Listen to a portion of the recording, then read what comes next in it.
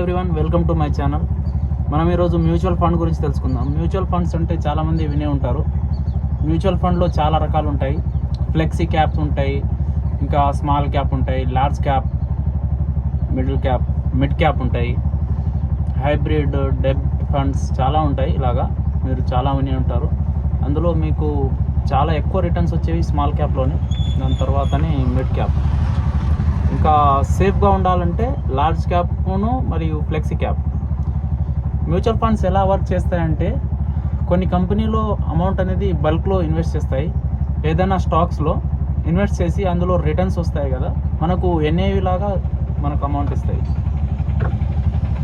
మనకు ఎన్ఏవి అంటే per NAV 100 rupees suppose అనుకోండి, 100 రూపీస్ పర్ ఎన్ఏవి.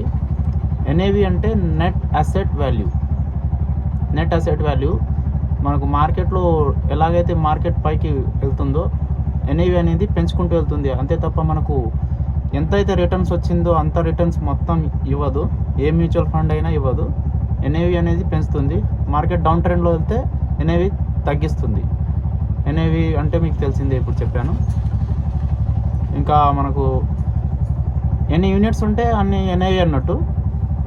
అలాగే మీకు ఎలాంటి స్మాల్ క్యాప్లో కానీ, మిడ్ క్యాప్లో కానీ, లార్జ్ క్యాప్లో కానీ, ఫ్లెక్సీ క్యాప్లో కానీ ఎలాంటి డౌట్స్ ఉన్నా మీరు చెప్పండి, నేను మీకు సజెస్ట్ చేయగలను. రీసెర్చ్ చేయండి. అంతకంటే బెటర్గా మీకు ఇన్వెస్ట్ చేయాలంటే స్టాక్స్లోనే ఉంటుంది. Thank you for the watching.